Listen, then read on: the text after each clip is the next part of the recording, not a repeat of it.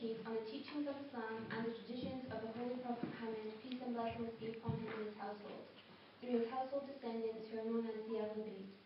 We believe it is paramount for the Muslim society to create strong bonds with other societies within the campus and outwith, so that we can share our experiences and work together to serve the students of the university and the wider community. Since 2006, we have had many successful events, of which many were interfaith, focusing on important topics such as the status of women in religion, spirituality, holy scriptures, and who is God. We believe that in order for us to develop and grow as a community, we must work together in understanding each other's beliefs and learn to accept our differences. As the Holy Quran states, we created you from a male and a female and made you nations and tribes that you may identify yourselves with one another. This year, we will look at the controversial and highly misunderstood topic of jihad.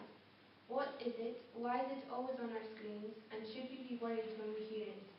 We selected this topic due to the high exposure the term receives in the world's media today, and because of the wide-ranging misconceptions surrounding it, which are prevalent in our society.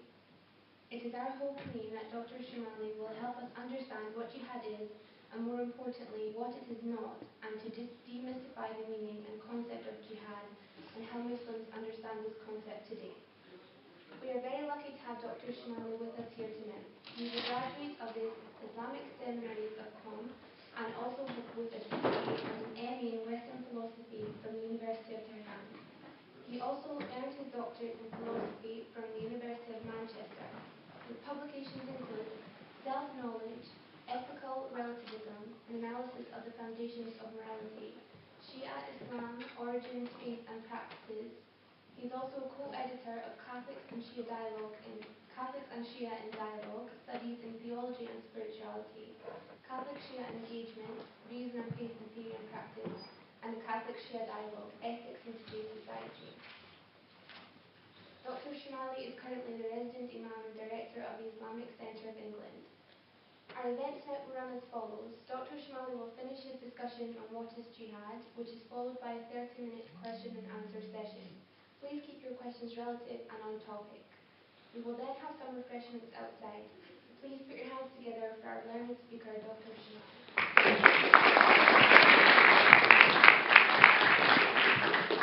Thank you.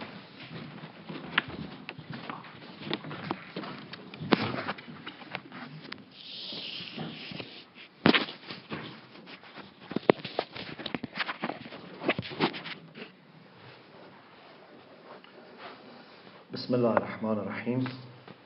Peace be with you. Assalamu alaikum.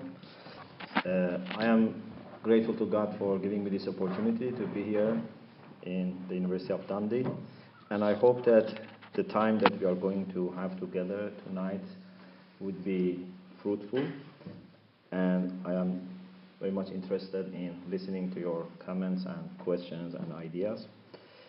What I thought might be a good plan is to give you a general picture of what is Islam about, and then we will try to focus on jihad as one part of Islamic teachings, because we have to know that we are dealing with a religion with different types of teachings, and jihad is only one side of this religion and can be understood properly if we put it in that general framework.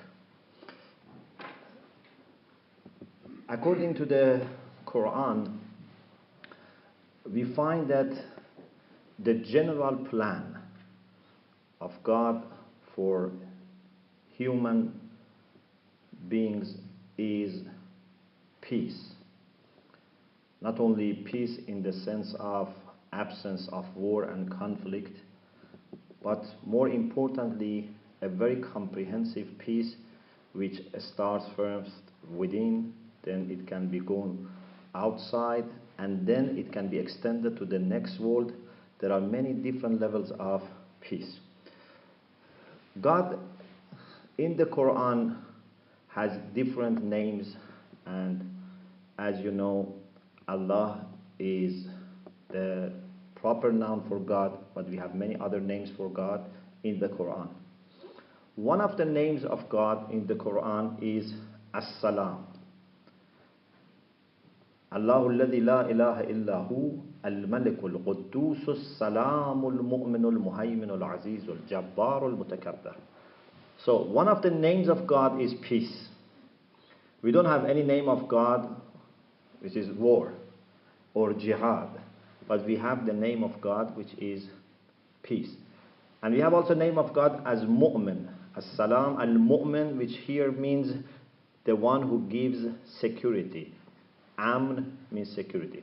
So God is calling himself peace and also giver of security. We also read in the Quran that God the Almighty invites us to heaven, which is called Darus Salam. Wallahu yad'u ila Darus Salam, the abode of peace. So heaven is a place that you can have perfect peace. Because in this world, as I will explain, we may face situations in which temporarily we may need to defend ourselves so that we can establish peace. But in heaven, there is no need for even this temporary resort to force. Therefore, that's perfect peace. From every aspect is peace. One of the things that we find in the Quran is that in addition to heaven being called Darus Salam, or the abode of peace, we have this idea that when the believers enter heaven, they are offered greetings of peace in different levels. For example, right at the time of entering heaven, the angels would tell them, peace be with you. Inside heaven, they will be also greeted by angels, greetings of peace. And something very important, God says in Surah Yasin, Salamun qawlan min Rabbin Rahim. They would also hear, peace be with you, as a speech, as a word from God who is merciful. The Quran also tells us that in the whole year, there is one night which is very special. Those of you who are Muslims or familiar with Islamic culture, you know that in the months of Ramadan, we have the night of Qadr, the night of measure, or the night of decree, or the night of power. It's translated in different ways. That is the night that Muslims try not to sleep, to keep that night awake, because it's very special and blessed night. That is the night in which the Quran was revealed to the Prophet as a whole, in addition to the gradual revelation of the Quran. That is the night in which our affairs are decided for the next 12 months. So it's like when the parliament is passing the budget law. It's very important time. So that night is for us very important because our affairs for the next 12 months are decided by God. That is the night that the angels and the Spirit descend. تَنَزَّلُ الْمَلَائِكَةُ وَالْرُوحُ فِيهَا بِإِذْنِ رَبِّهِمْ. It's a very important night. That is the night that the Quran says it's better than 1,000 months without that night. It means that one night is so fruitful and so productive that if you do something good in that night, it's like doing that thing for 1,000 months. The reward is not less. But that night, when it's described by God, is described as the night of peace. Salamun hiya hatta matla'il fajr. That's the night which is peace, and this continues till after dawn. So, God is peace. He invites us to go to heaven for perfect peace. And also in the year there is one special night in which the Quran was revealed, in which our affairs are decided, and that is also the night of peace. Doesn't this mean that everything then should be painted and flavored by peace? More than this, When God talks about the Quran, this verse is very important in chapter 5, Surah Ma'idah. When God talks about the Quran, and actually in an address to the people of the book, God says, قَدْ جَاءَكُم مِّنَ اللَّهِ نُورٌ وَكِتَابٌ مُبِينٌ. A light, a clear book has come to you. يَهْدِي بِهِ اللَّهُ مَنِ اتَّبَعَ رِضْوَانَهُ سُبُلَ السَّلَامِ. Those who are after pleasure of God, those who want to please God by following this message, they will be guided towards the ways of peace. يَهْدِي بِهِ اللَّهُ مَنِ اتَّبَعَ رِضْوَانَهُ سُبُلَ السَّلَامِ. This is very important. If we had only this verse in the Quran, it was enough to make it clear for us that the mission that this book has undertaken is to establish peace. God shows different ways of peace, and I will explain why it's used in plural form. يَهْدِي بِهِ اللَّهُ مَنِ اتَّبَعَ رِضْوَانَهُ سُبُلَ السَّلَامِ وَيُخْرِجُهُم مِّنَ الظُّلُمَاتِ إِلَى النُّورِ وَيَهْدِيهِمْ إِلَى صِرَاطٍ مُسْتَقِيمٍ. God will take people with the guidance that He has provided in this book from darkness to light and guides them to the right path. Those of you who are familiar with the Quran, you know that in the Quran we have right path, which is Sirat al-Mustaqim, and this is never used in plural form. The right path is the path of obedience to God, and this is one path. For example, in Surah Yasin, God says, أَلَمْ أَعْهَدْ إِلَيْكُمْ يَا بَنِي آدَمَ أَلَّا تَعْبُدُوا الشَّيْطَانَ إِنَّهُ لَكُمْ عَدُوٌّ مُبِينٌ وَأَنِ اعْبُدُونِي هَذَا صِرَاطٌ مُسْتَقِيمٌ. The right path is not to obey Satan, rather to follow God. This is the right path. It's only used in singular form. But at the same time, we have Subul as-Salam, the ways of peace. So, what is the difference? The right path is the path of piety, the path of obedience to God, the path of refusing to be an agent for Satan.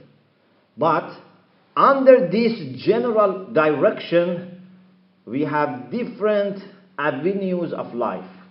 For example, if I want to be a pious, obedient person, what should I do with respect to my family?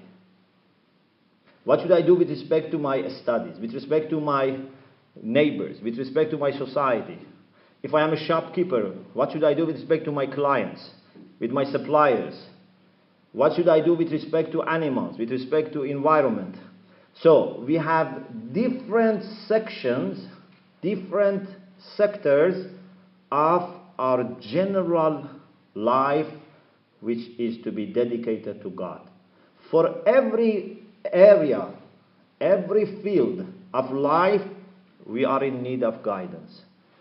The Quran shows us how to obey God, how to please God in all these different areas.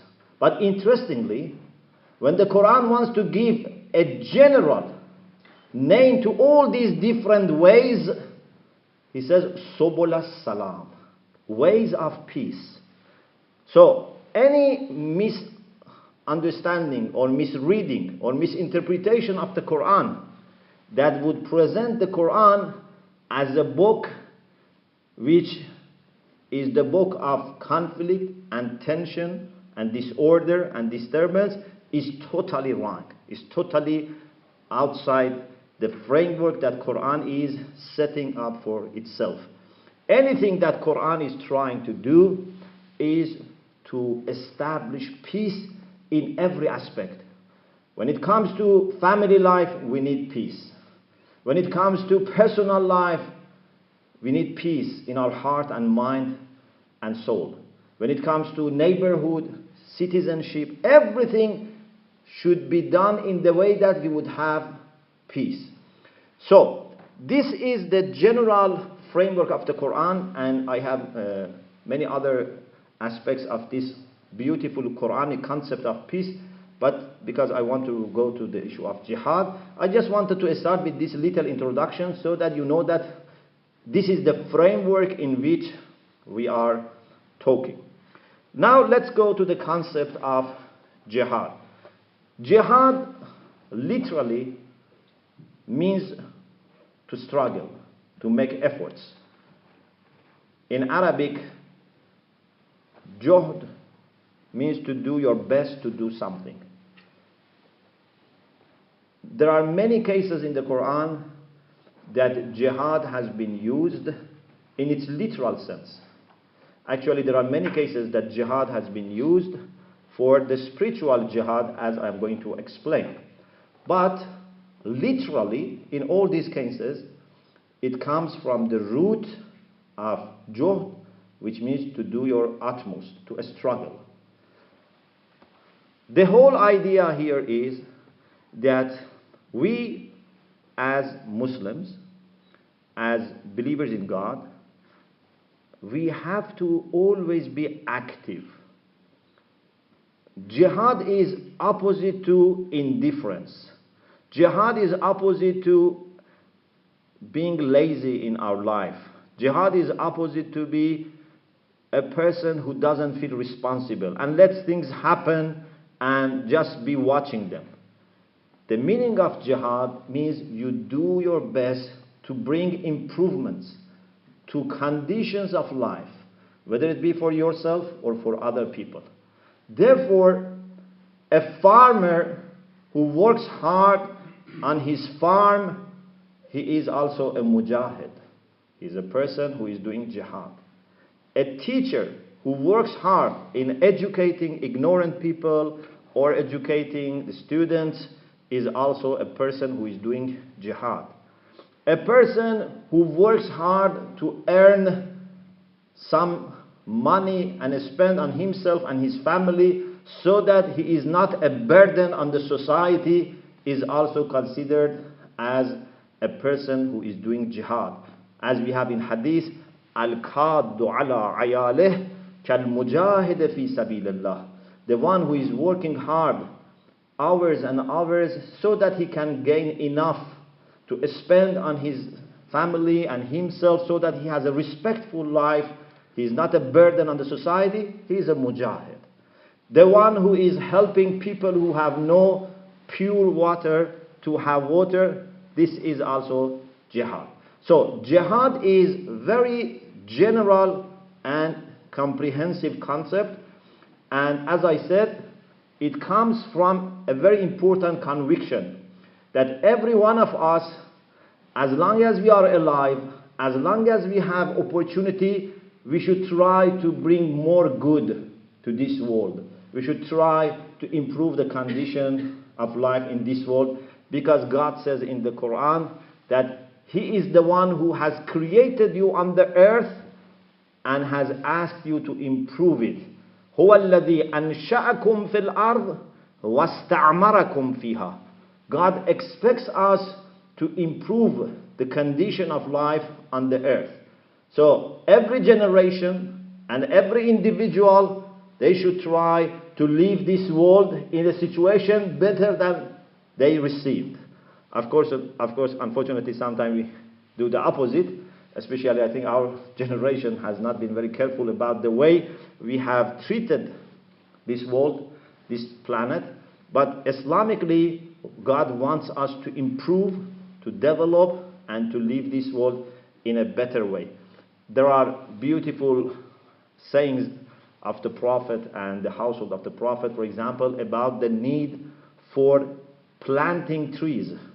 Even there is a hadith which is very interesting, and once I was talking about this hadith in a conference in London, and a rabbi told me that they have this also in their rabbinic stories, that our hadith says that if you have a sapling and you want to plant that sapling, but the day of resurrection is starting. So imagine you have only few seconds left from the life of this world. The narration says that you should plant it and then stand up for the resurrection. It shows how important it is to be doing even one little extra good to this world, one extra tree to plant, one extra person to educate, one extra person to feed. So this is the framework of jihad. Then among different types of jihad, whether it's jihad by, as I said, it can be by pen, it can be jihad by medicine, whatever, we have also militant jihad. It means that there can be cases in which you need to use force in order to improve the condition of life. You are not using force, you are not using, for example, weapon in order to make yourself richer or to expand your territory or, for example, to occupy and invade other people's land. But you may need to use weapon to defend yourself.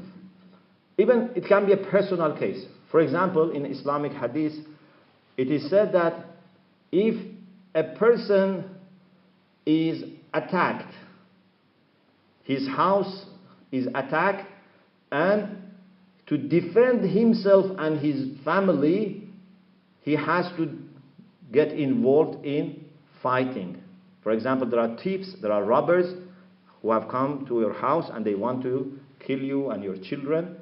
So, if you get killed in this process of defending your family and your honor, then you are considered as a mujahid, and if you are killed, you are considered as a martyr.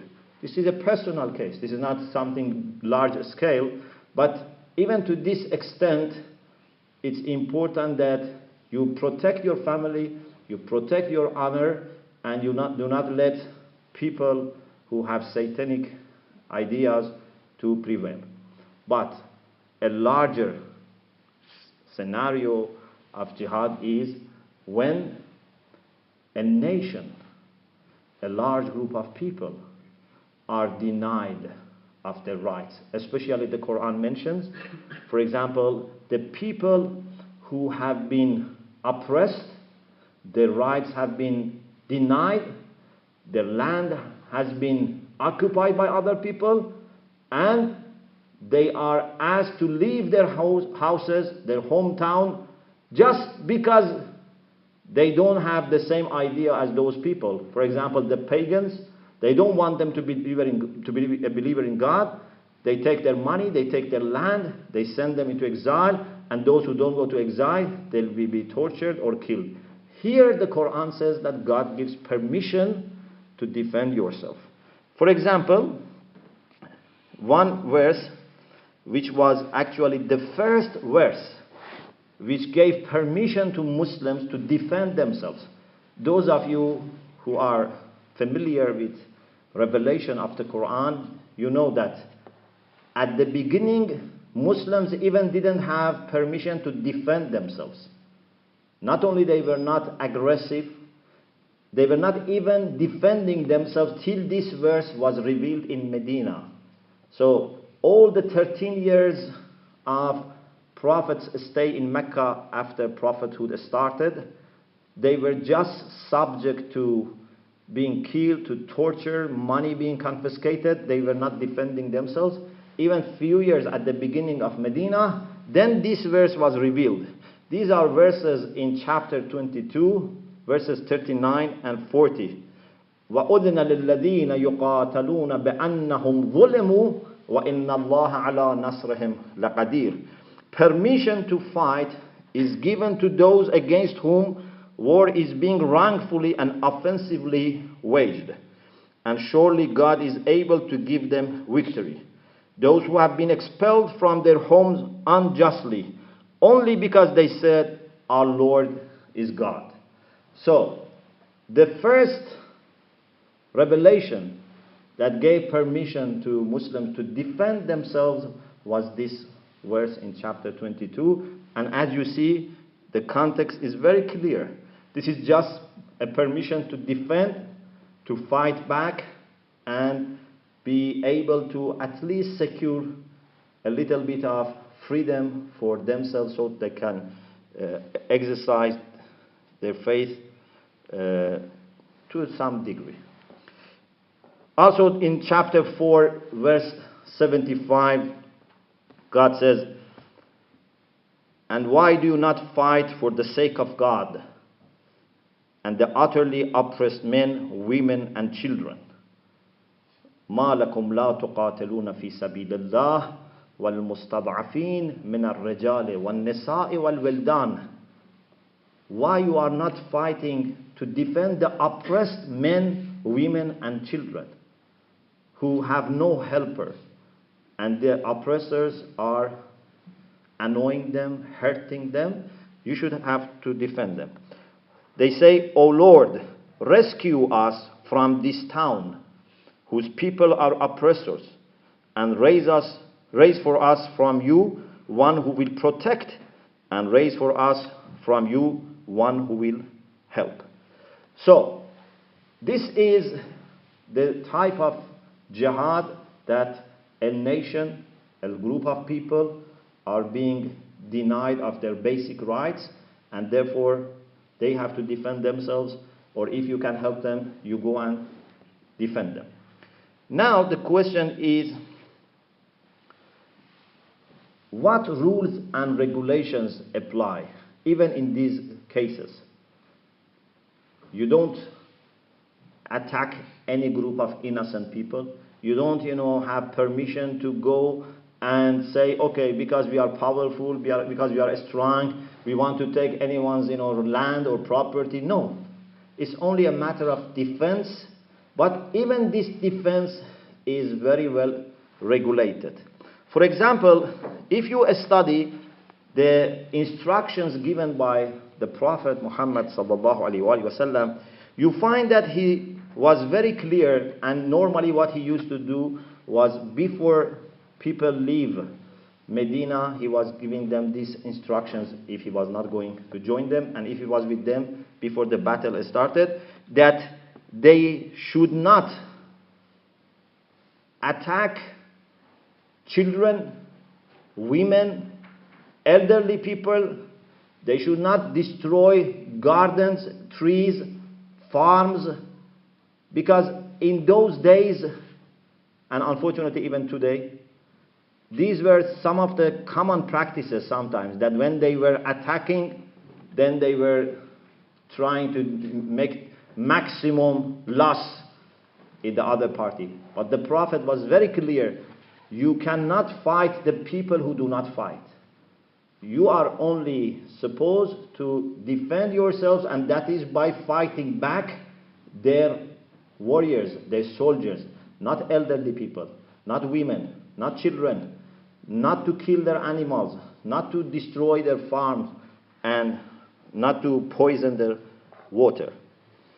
And also, the Prophet was always trying to emphasize that all these practices have to be done only with pure intention. This is something very difficult, because unfortunately when some people get angry, and especially if, for example, they have been mistreated in the past, there is a chance that they may become themselves oppressors. Sometimes oppressed people, when they get power, they become oppressors. This is very sad story that repeats a lot in history. For example, people who go for revenge, then they may do things which are not justified. The Prophet was very much asking Muslims to be very careful about their intention. Nothing worldly, whether it is money or love for booty or power, should be involved. Only we want to have everything in the way that is pure, is only for defense, and in the way that can be pleasing to God. For example, there is a very famous hadith from the Prophet that the Prophet said that for every person, what he intends is registered. If someone goes to war because he wants to get something worldly, ila dunya yusibuha, or for example wants to get something like a slave or a maid, the Prophet said this is not true, this is not correct, this is not for the sake of God. There was a battle that one person was killed in that battle, and some people called him martyr, shaheed. You know, martyr is very important title, as you know we have also in other religions, like for example in Christianity, martyrs. We respect martyrs, but the Prophet said he is not a martyr because he was not killed for the sake of defending the rights of people for the sake of God. He went to take a donkey which belonged to the army of the enemies, and in this process of taking that donkey he was killed. So he is Shahidul Hamar. He was known as the martyr, but for the sake of donkey, not martyr for the sake of God. So the Prophet, even in the middle of battle, he was very careful about this issue. Once a group of Muslims who had just won a battle were going back to Medina. The Prophet ﷺ told them, "Marhaban biqawmin qadabu al-jihad al-asghar wa baqiya alayhim al-jihad al-akbar." Well done to the people who have just accomplished a minor jihad, a minor struggle, and there is greater struggle upon them. These people were surprised. We were in battle. We were likely to be killed or to be injured. What can be greater than this? They thought that they have done great job. They were not expecting Rasulullah, Prophet, telling them that there is something greater. So they asked the Prophet, what is the greater jihad? What is the greater struggle? And the Prophet said, the greater struggle is to fight against your own ego. This is more important.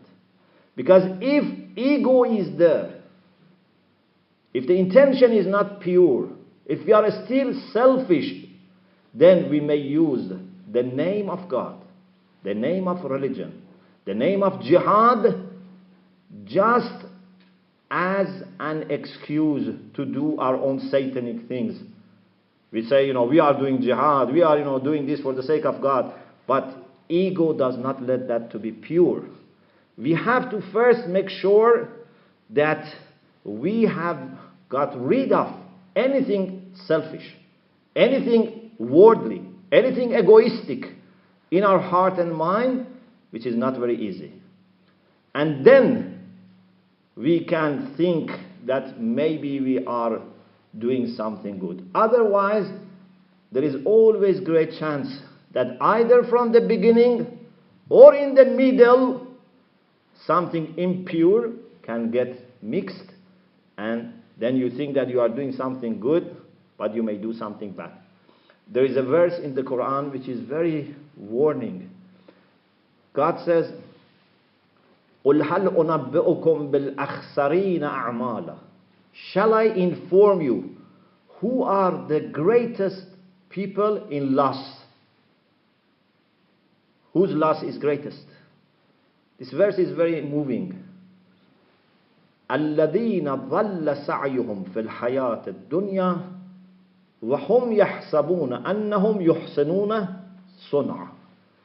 Those whose efforts are misguided. They think they are doing good, but they are not doing good.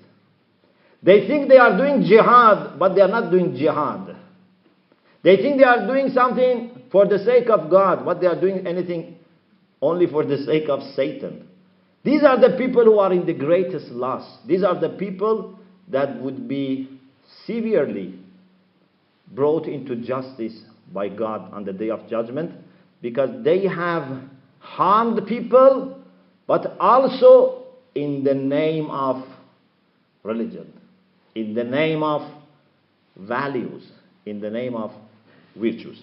So it's very important that everything must be done with clear understanding and with pure intention, and all the rules have to be followed. For example, one of the things that Quran is very clear, and I think this is one aspect of moral teachings of the Quran, which is very important. Those of you who are familiar with the discussion in ethics, ethical relativism, you know that unfortunately there are people who allow exceptions to norms, to values, especially when it suits them.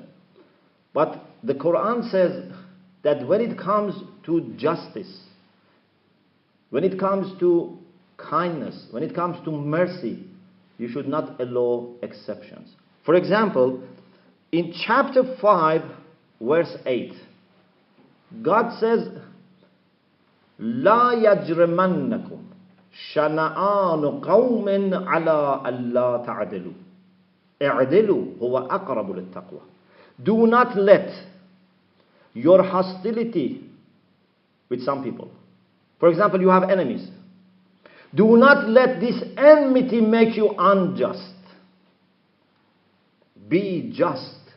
This is closer to piety.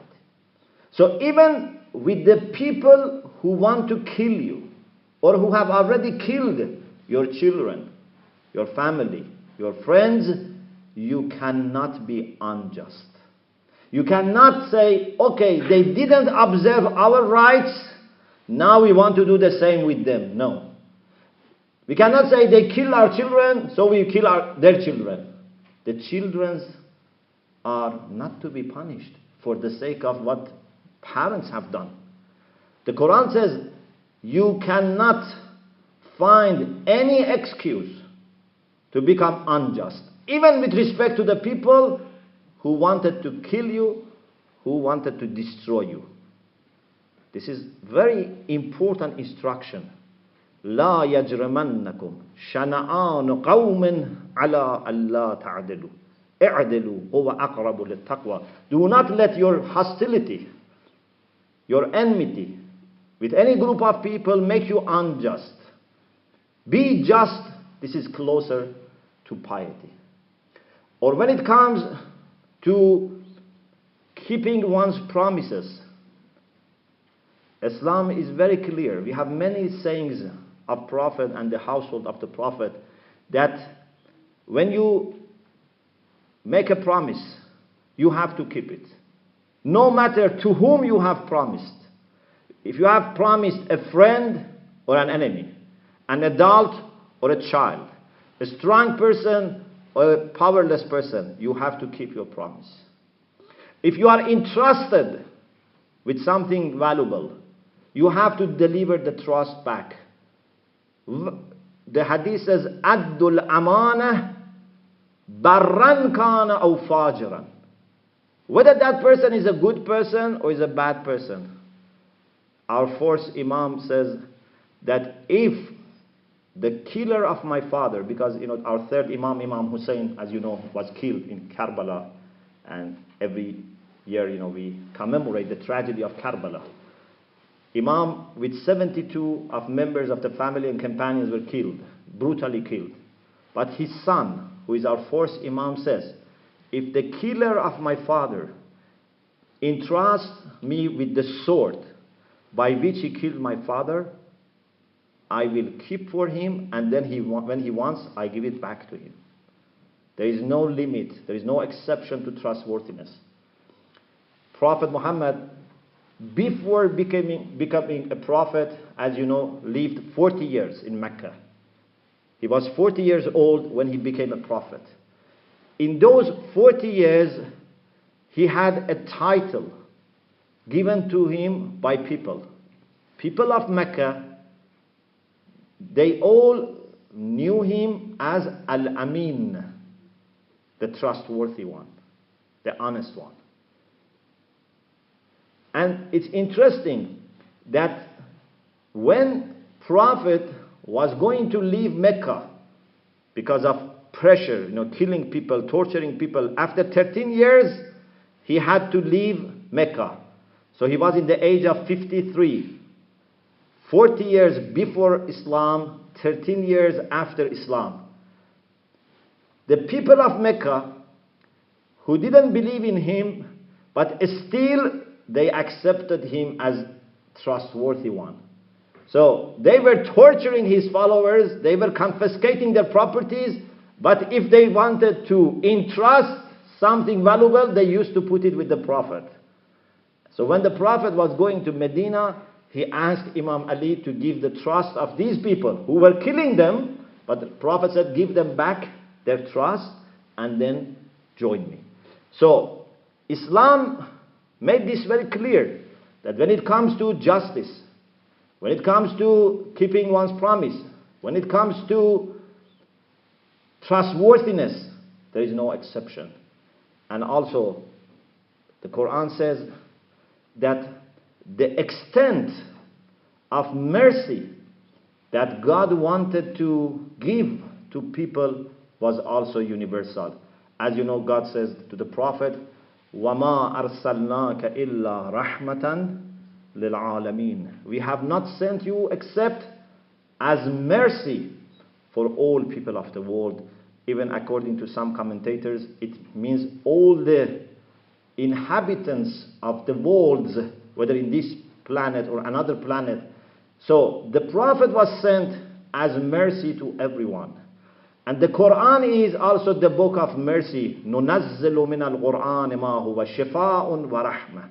So, in this framework, in this context, we have to understand the meaning of jihad and the spirit of jihad.